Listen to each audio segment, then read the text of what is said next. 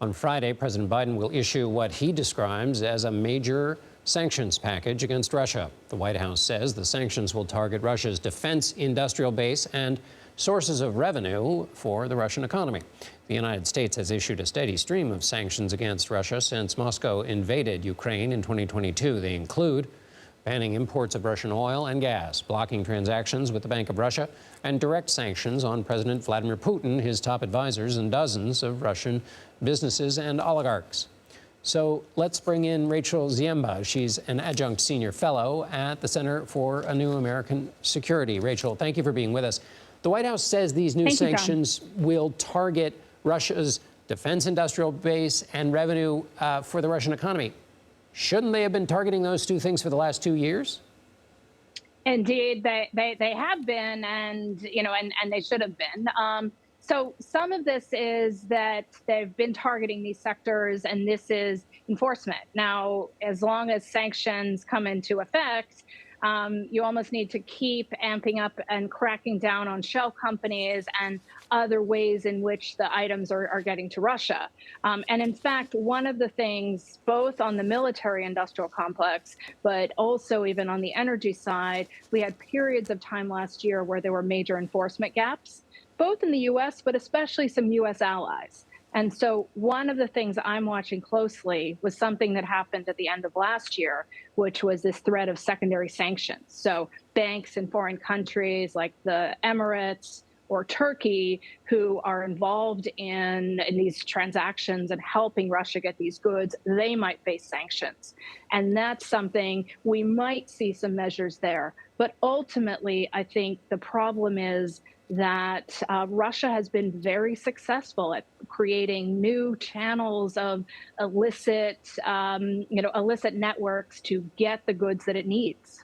So quickly, when you say lax enforcement, do you mean a bank in some country says, whoops, we loaned a bunch of money to the Russians, we won't do it again? How does that happen in practical terms when there's lax enforcement? Yeah, so part of what has been happening is that Russia will go through various intermediaries. So what's happened over the last few years is, so Germany is no longer sending as many goods to Russia, but they're sending them to Kazakhstan, or maybe they're sending them to Uzbekistan, or they send them to Turkey, and then Turkey sends the goods on. So part of it is just that as things go through more and more companies to get to their end user, it's harder for banks, it's harder for intelligence officials to track that. Now, there's a lot of really smart, dedicated people in the U.S. and in allies trying to follow that chain, but it's not easy. And the other risk happens is that sometimes legitimate trade that we want to go through gets blocked. So there's always a trade-off there.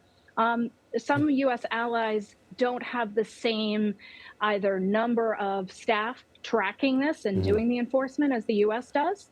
And some of them, the tools were not yet developed.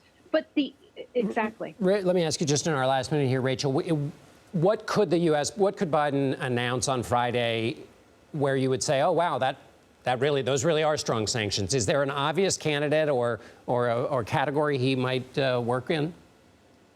Sure. So I'm really watching for if some of these foreign banks are targeted. I'm also watching to see whether there are a lot more measures cracking down on the oil price cap. One of the big challenges and trade-offs is we want to hurt the Russians, but we don't want to have a spike in commodity prices. We don't want to have American consumers and global consumers paying more of a price than the Russians. And balancing that, I think, is going to continue to be at play here.